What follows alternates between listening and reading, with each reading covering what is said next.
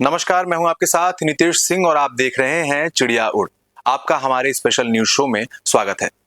आज पूरा विश्व एक बड़े संकट से जूझ रहा है। ईरान, इजराइल, अमेरिका के बीच चल रही जंग ने दुनिया के सबसे महत्वपूर्ण समुद्री रास्ते स्ट्रेट ऑफ हॉर्मज को लगभग बंद कर दिया गया है। इसकी वजह से भारत की ऊर्जा सुरक्षा पर भारी असर पड़ रहा है। पेट्रोल, डीजल से लेकर एलपीजी सिलेंडर तक की कीमतों में इजाफा देखने को मिल सकता है। प्रधानमंत्री नरेंद्र मोदी ने संसद में चिंता जताई है, सर्वदलीय बैठक बुलाई गई है। लेकिन सवाल यह है कि क्या भारत की विदेश नीति में कोई चूक हुई है? जो भारत हमेशा शांति का प्रतीक माना जाता था, वो आज इन मामलों में पीछे कैसे रह गया? आइए आसान भाषा में समझते हैं और जानते हैं पूरा मामला। सबसे पहले समझते हैं कि हॉर्मज क्या है। स्ट्रेट ऑफ हॉर्मज दुनिया का सबसे महत्वपूर्ण चेक पॉइंट है। यहां से लगभग रोज 20% वैश्विक तेल और 20% एलएनजी गुजरता है। ईरान ने अमेरिका इजराइल के हमले के जवाब में इसे बंद कर दिया था। नतीजा ये हुआ कि तेल की कीमतें 80 से बढ़कर $100 प्रति बैरल हो गई। एशिया के कई देशों में यहाँ के स्कूलों को बंद करना पड़ा। लोग ईंधन बचाने के लिए घर से काम करने को मजबूर हैं। भारत पर इसके असर की बात करें तो लगभग हम 85% कच्चा तेल बाहर से आयात करते हैं। एलपीजी 60% एलपीजी हम लोग बाहर से मंगाते हैं, जिसमें से 90%, ये एक बहुत बड़ा आंकड़ा है, 90% जो है वो हॉर्मज से गुजरता था। अब सप्लाई बाधित है तो जाहिर सी बात है कि घरेलू गैस सिलेंडर पर इसका असर पड़ सकता है। अगर स्ट्रेटेजिक रिजर्व की बात की जाए तो एसपीआर में लगभग 9 से 10 दिन का स्टॉक बचा हुआ है। कुल कमर्शियल स्टॉक मिलाकर लगभग 50 से 70 दिन का बफर बचा है। लेकिन लंबे समय तक बंद रहा तो महंगाई बढ़ेगी, रुपया कमजोर होगा और आम आदमी की जेब पर बोझ बढ़ेगा। प्रधानमंत्री नरेंद्र मोदी जी ने लोकसभा और राज्यसभा में इस चिंता को साफ शब्दों में रखा। उन्होंने कहा, हॉर्मज में व्यावसायिक जहाजों पर हमले और रास्ते बंद करना स्वीकार नहीं है। हमने नागरिकों, ऊर्जा और ट्रांसपोर्ट इंफ्रास्ट्रक्चर पर हमलों का विरोध किया है। हम डिप्लोमेसी से शांति और हॉर्मज खोलने की कोशिश कर रहे हैं। मोदी जी ने बताया कि सरकार सभी संभावित स्रोतों से तेल और गैस मंगवा रही है।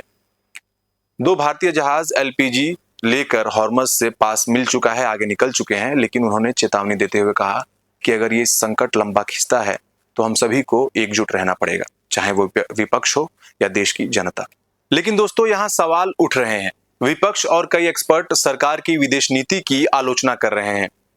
शीत युद्ध से ही गुटनिरपेक्षता भारतीय विदेश नीति का मजबूत पक्ष रहा है, परंतु वर्तमान में अगर देखें तो ईरान, अमेरिका और इजराइल वॉर में हमारी विदेश नीति का एक लिटमस टेस्ट हुआ, जिसमें व्यापारिक हित सर्वोपरि रहे और विदेशी संबंधों को लेकर तमाम तनाव उत्पन्न हुए और उसमें कई जगह ऊंच नीच पैदा हुई व्यवहारों को लेकर।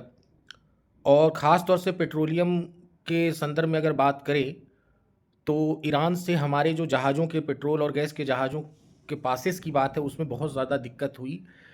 कारण यह रहा कि अमेरिका इजराइल के प्रति जो झुकाव था भारतीय विदेश नीति का, वो काफ़ी हद तक घरेलू उपयोग में आने वाले पेट्रोल और डीजल, आपके गैस के लिए प्राप्ति के लिए, पूर्ति के लिए चुनौतीपूर्ण रहा। उनका कहना है कि भारत हमेशा शांति और नॉन अलाइनमेंट के लिए जाना जाता था।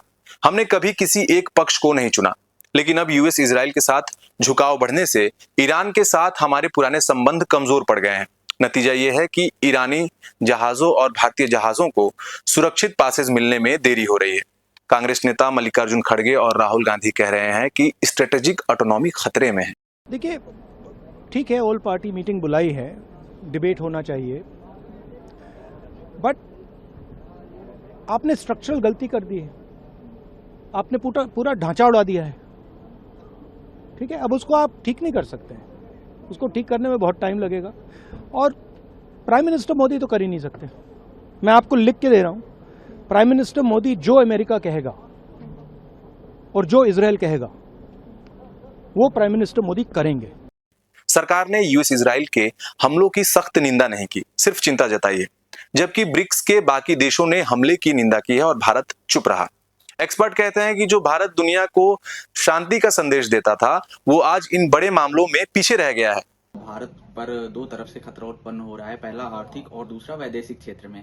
आर्थिक तौर पर हम देखें तो भारत में एक तरह से गोल्डीलॉक्स संतुलन यानी कि उच्च विकास दर और निम्न इन्फ्लेशन यानी कि मुद्रास्फीति के सामंजस्य के लिए खतरा उत्पन्न हो सकता है। और इसके साथ ही साथ भारत को अमेरिका, इजराइल और ईरान के साथ भी अपने संबंध स्थापित करना है, तो यह एक रणनीतिक स्वायत्तता की भी दुविधा उत्पन्न कर रहा है। और इस संघर्ष के चलते भारत में ऊर्जा सुरक्षा, आपूर्ति श्रृंखला और व्यापार स्थिरता की भी चुनौतियों का सामना हमें करना पड़ रहा है, यानी इसके भी संकट पैदा हो रहा है। ऐसी स्थिति में भारत को संतुलन स्थापित करते हुए एक संवेदनशील आयतक से एक सुदृढ़ आर्थिक शक्ति के रूप में रूपांतरित होने के लिए just in time supply chain से आगे बढ़कर just in case strategic buffer की ओर संक्रमण करना होगा, जिसमें हमारी समुद्री स्वायत्तता, विदेशों में स्वामित्व वाली संपत्तियां तथा रुपए में मूल्यांकित व्यापार पर व्यवस्थाओं का उपयोग किया जाएगा, जिसके चलते ये जो संघर्ष का असर है वो भारत पर कम देखने को मिलेगा। हमें ऐसी रणनीति अपनानी चाहिए जिससे इस संघर्ष के बाद